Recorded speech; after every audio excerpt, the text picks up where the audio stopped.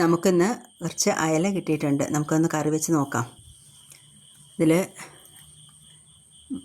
ഇടത്തര അയല, പിന്നെ 2-3 ചെറിയ അയലകളും കൂടി ഞാൻ എടുത്തിട്ടുണ്ട് വറുക്കാൻ വേണ്ടിയിട്ട്.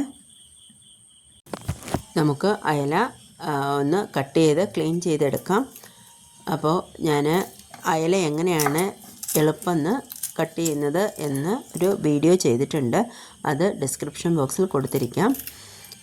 എല്ലാവർക്കും എളുപ്പം കട്ട് ചെയ്തെടുക്കാൻ പറ്റുന്നൊരു മീനാണ് അയല.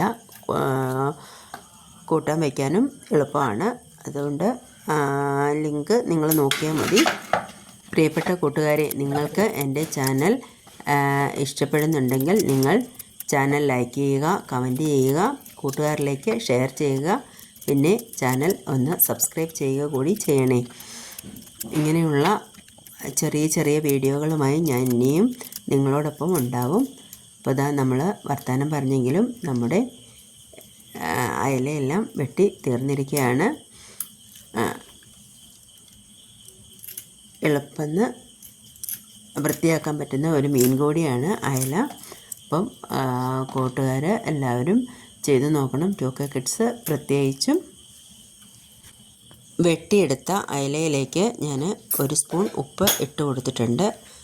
അതിൻ്റെ ഉളുമ്പ് വേഗം ഇളകി പോരാൻ അത് സഹായിക്കും. അപ്പോൾ ഇതേപോലെ ചട്ടിയിലിട്ട് നല്ലപോലെ തേച്ചെടുക്കുകയാണ് ചെയ്യുന്നത്.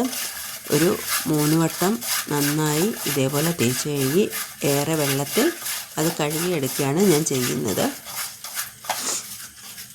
അപ്പോഴേക്കും നന്നായിട്ട് ഉളുമ്പ് പോയിട്ടുണ്ടാവും. ഇതേപോലെ അധികം എണ്ണമയം പുരളാത്ത ചട്ടി, അതായത് ഒരു പുത്തൻ ചട്ടി ഞാൻ ഇതിനു വേണ്ടി മാറ്റി വെച്ചിരിക്കുകയാണ്, മീൻ തേക്കാനും കഴുകാനും കൂടെ വേണ്ടിയിട്ട്. ഇത് നന്നായിട്ട് ഏറെ വെള്ളത്തിൽ കഴുകണം. അപ്പോൾ ഞാൻ വേസ്റ്റ് പറമ്പിലേക്ക് ഒഴിച്ചപ്പം പൂച്ചക്കുട്ടന്മാരെത്തിയിട്ടുണ്ട് കഴിക്കാൻ. ആഹാ, നമുക്കിന്ന് കുശാലായല്ലോ എന്ന് പറയുന്നുണ്ട്. ഇതാ വെട്ടി കഴുകി എടുത്ത അയലക്കുട്ടന്മാർ എല്ലാവരും കിടക്കുന്നു. ഇനി ഇതിനകത്ത് ഞാൻ കുറച്ച് വറക്കാൻ വേണ്ടിയിട്ട് ചെറിയ അയലകൾ മാറ്റി വെച്ചിട്ടുണ്ട്.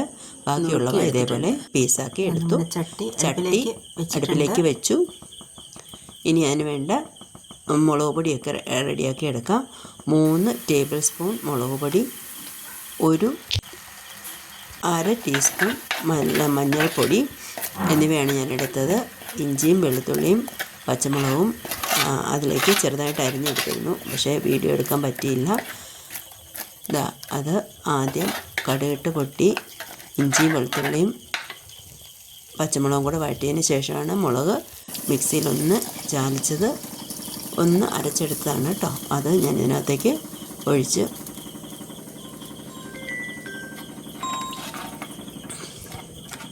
എന്നിട്ട് നന്നായിട്ട് വഴറ്റിയെടുത്തതിന് ശേഷം ഇതേപോലെ 1.5 ഗ്ലാസ് വെള്ളം ഞാൻ ഒഴിച്ച് കൊടുത്തിട്ടുണ്ട്. ആ വെള്ളത്തിലേക്ക് ആ അരപ്പ് കൃത്യമായിട്ട് ഇളക്കി ചേരുന്ന വരെ ഒന്ന് ഇളക്കി യോജിപ്പിച്ചിട്ടുണ്ട്. ഇതാണ് ഞാൻ എടുത്തിരിക്കുന്ന ഗ്ലാസ്. ഇതിൽ 1.5 ഗ്ലാസ് വെള്ളമാണ് ഞാൻ എടുത്തത്. ഇത് നമ്മുടെ പുളി തന്നെയാണ് കേട്ടോ. അപ്പോൾ അത് നല്ല എണ്ണയും ഉപ്പുമൊക്കെ പിടിച്ച് നല്ല മയം വന്നിരിക്കുന്ന പുളിയാണ്. അപ്പോൾ ഞാൻ 5 കഷ്ണം, ചെറിയ പുളിയാണ്, അതുകൊണ്ടാണ് 5 കഷ്ണം എടുത്തിരിക്കുന്നത്. അത് നന്നായിട്ട് വെള്ളത്തിലൊന്ന് കഴുകിയെടുത്ത് കഴിഞ്ഞ് കറിയിലേക്ക് ചേർക്കാം. ഇതേപോലെ കഴുകിയെടുത്ത് കഴിയുമ്പോൾ ഇതേപോലെ ഇരിക്കും. അത് നമുക്ക് കറിയിലേക്ക് ഇടാം. തിളച്ചിരിക്കുന്ന കറിയാണത്, അതിലേക്ക് ഇടുന്നു. അതിന് ശേഷം ഉപ്പ് ആവശ്യത്തിന് ചേർത്ത് കൊടുക്കണം. 1/2 ടീസ്പൂൺ ഉപ്പാണ് ഞാൻ ചേർത്ത് തന്നത്. കാരണം കറി വെന്തതിന് ശേഷം പോരെങ്കിൽ ഇട്ട് കൊടുത്താൽ മതി. ആദ്യമേ കൂടുതൽ ഇട്ട് കഴിഞ്ഞാൽ പിന്നീട് ഉപ്പ് കുറയ്ക്കാൻ വലിയ ബുദ്ധിമുട്ടാണല്ലോ. കഷ്ണങ്ങളും കൂടി ഇട്ട് അതിന് മുകളിലേക്ക് ഒന്ന് ചാറെല്ലാം ഒന്ന് ഒഴിച്ച് കൊടുത്ത് ഇളക്കി റെഡിയാക്കി വയ്ക്കുന്നു. എന്നിട്ട് നമുക്ക് തിള വന്നതിന് ശേഷം ചെറിയ തീയിൽ അടച്ച് വയ്ക്കാം. ഇതേപോലെ ചെറുതായിട്ടൊന്ന് തുറന്ന് അടച്ച് വെച്ചിരുന്നാൽ അതവിടെ ഇരുന്ന് പതിയെ പറ്റി വരും. കറി ഇപ്പോൾ എണ്ണയൊക്കെ തെളിഞ്ഞിട്ടുണ്ട്. മുകളിൽ കുടംപുളിയും കാണുമ്പോൾ തന്നെ നമുക്ക് കഴിക്കാൻ തോന്നുന്നുണ്ടല്ലേ. നല്ല ആവി വരുന്നുണ്ട്. പുളിയും മുളകും എല്ലാം കൂടെ ഒരു ഹൃദ്യമായിട്ടൊരു ഗന്ധം വരുന്നുണ്ട്. ഈ ഒരു പരുവത്തിൽ നമുക്ക് പെട്ടെന്ന് ചോറുണ്ണാൻ തോന്നും അല്ലേ? നിങ്ങളും ഇങ്ങനെ നോക്കാറില്ലേ? ഇതേപോലെ നല്ല അയലക്കറി റെഡി ആയിട്ടുണ്ട്. ഇനി നിങ്ങളും പരീക്ഷിച്ച് നോക്കൂ.